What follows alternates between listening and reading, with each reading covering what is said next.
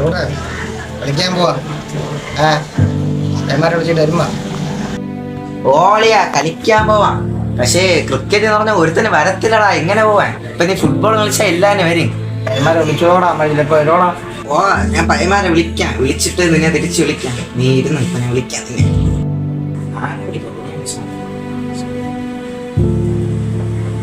Hello അളിയ, പിന്നെ cricket കളിക്കാൻ പോവാ.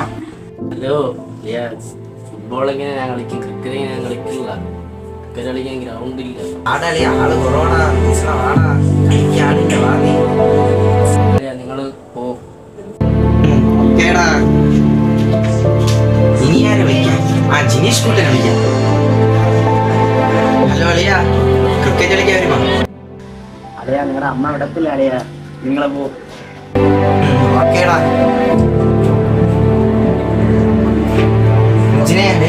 ആദ്യം ക്രിക്കറ്റ് ഞാൻ ഓർമ്മ എന്ത് ചെയ്യാം?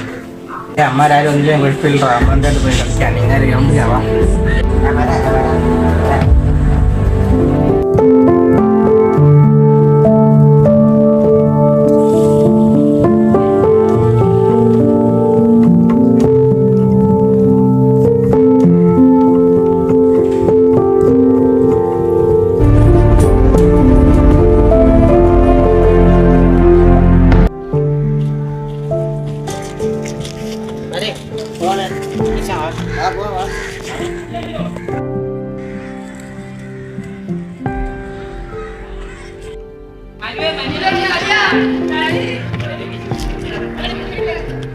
അലി ഇവിടെ പിന്നെ എങ്ങനെ കളിക്കാൻ?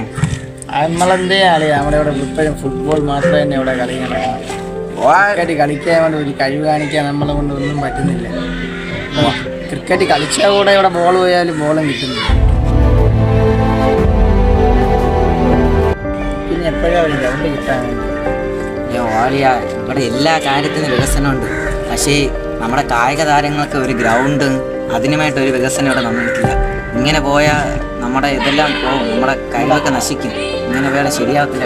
ഇവിടെ കഴിവിട്ടാൽ എങ്ങനെ പുറത്താണെങ്കിൽ ഒരു ഗ്രൗണ്ട് ഇല്ലാതെ? നാട്ടിലുണ്ടല്ലോ ഓരോ ഗ്രൗണ്ട്, നമുക്കടെ ഇപ്പോഴേ ഗ്രൗണ്ട് കിട്ടാൻ. അല്ലെ ഈ നാട് എന്നാലേ നമ്മളെ ഈ കളി സ്നേഹിച്ച് ഒരു ഗ്രൗണ്ട് കെട്ടി തരുമോ അപ്പൊ തന്നെ നമ്മുടെ കഴിവുകൾ പുറത്തു കൊണ്ടുവരാൻ.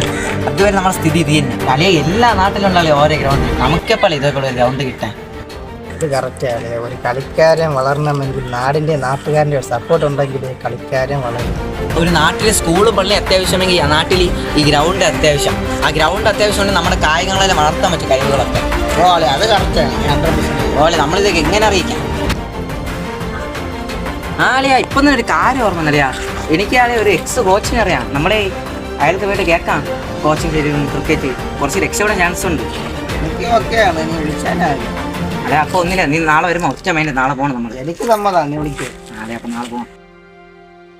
അളിയ നിജിനെ, ഞാൻ ഇന്നലെ ഒരു സ്വപ്നം കണ്ടാ. എന്ത് സ്വപ്നം? നീ എക്സ് കോച്ചുമായിട്ട് ക്രിക്കറ്റ് കളിക്കണേ. സത്യം തന്നെ? ആ സ്വപ്നം എന്താ അറിയാമോ? ആ സ്വപ്നമാണ്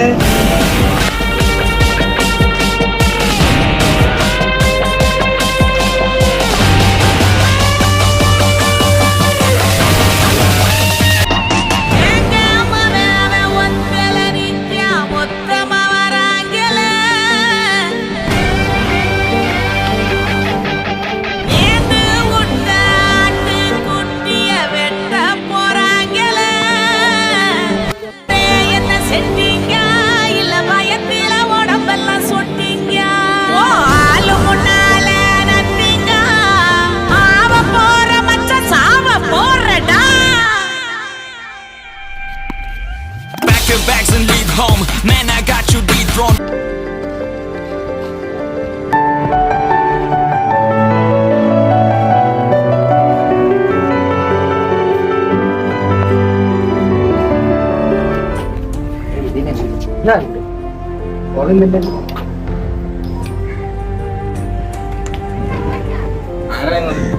സാറല്ലേ ക്രിക്കറ്റ് കോച്ച് തരണേ? ഞാൻ തന്നെ. എന്ത് സാർ, ഞങ്ങൾ കോച്ചിങ് തരുമോ? ഇവിടെ കോച്ചിങ് തരാൻ പറ്റത്തില്ല, കാരണം ഇവിടെ ഗ്രൗണ്ടും ഇല്ല. നിങ്ങൾക്ക് അതിന് ഇവിടെ ഫെസിലിറ്റി ഒന്നുമില്ല കോച്ചിങ് തരാനുള്ള ഫെസിലിറ്റി. സാർ വേറെ കോച്ചിങ്ങിൽ ഏർപ്പാട് ചെയ്യോ? എനിക്ക് അറിയാനുള്ള ഒരു കോച്ചുണ്ട്, അതേ അക്കാഡമിയിലൊക്കെ അക്കാഡമിയിലൊക്കെ കോച്ചിങ് കൊടുക്കുന്നതാണ്. അപ്പോൾ നിങ്ങള് ബ്ലാക്സൺ. അപ്പൊ നിങ്ങൾ അവനെ പോയി കണ്ടാൽ ചില നിങ്ങൾക്ക് പറഞ്ഞു സ്ഥലം എവിടെ? സെന്റാണ് കൃഷ്ണനായിട്ട് ബ്ലാക്സൺ കോച്ച് എന്ന് പറഞ്ഞത്. അപ്പൊ അവര് വീട് കാണിച്ചു. കോച്ചിനെ വിളിച്ചു ഞാൻ വിളിച്ചു പറയാം.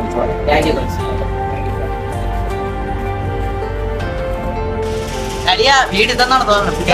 ഓ ഇത് തോന്നുന്നു.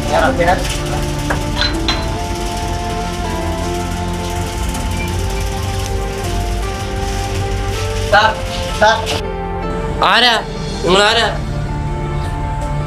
സാർ ഞങ്ങൾ ലിവിംഗ് കോച്ച് പറഞ്ഞു വന്നതാണ്. സാറ് ഇവിടെ കോച്ച് തരുമെന്ന് പറഞ്ഞു. ബ്ലാക്സൺ സാർ എന്താ കോച്ച് ചെയ്യുന്നത്? ഓ മനസ്സിലായി, ലിബിനെ വിളിച്ച് പറഞ്ഞായിരുന്നു നിങ്ങളെ പറ്റി. നിങ്ങളിൽ ക്രിക്കറ്റ് കിറ്റ് ഉണ്ടോ?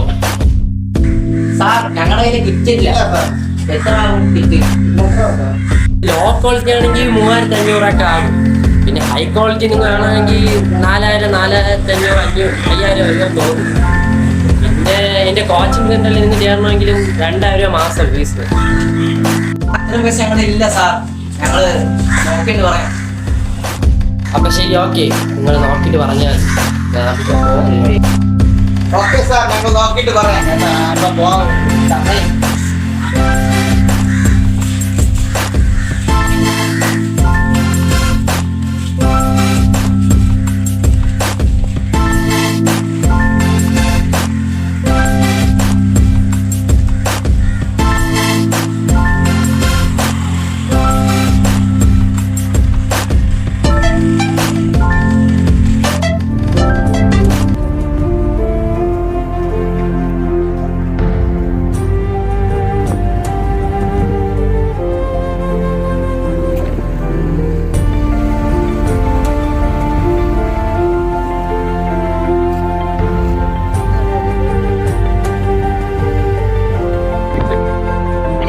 നമുക്കിവിടെ കഴിവുണ്ടായിട്ട് നമ്മുടെ കഴിവിടെ കാണിക്കാൻ പറ്റില്ല.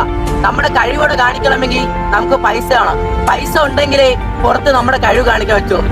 നമുക്കിവിടെ ഒരു നല്ല ഗ്രൗണ്ട് ഉണ്ടായിരുന്നെങ്കിൽ ആ ഗ്രൗണ്ടിലെങ്കിൽ നമ്മുടെ കഴിവ് കാണിക്കുമായിരുന്നു. നമ്മുടെ കഴിവ് കാണിക്കാൻ ഇവിടെ ഗ്രൗണ്ട് ഇല്ല.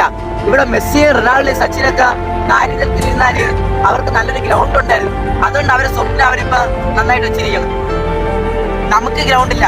അടുത്ത തലമുറയെങ്കില് ഇവിടെ നല്ല ഗ്രൗണ്ട് കിട്ടി അവർ കായികത്തിലൂടെ ഉന്നതത്തിൽ പോകണം.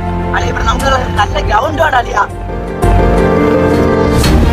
ഒരു നാട്ടിൽ ഒരു ഗ്രൗണ്ട് പ്രധാനമാണ്.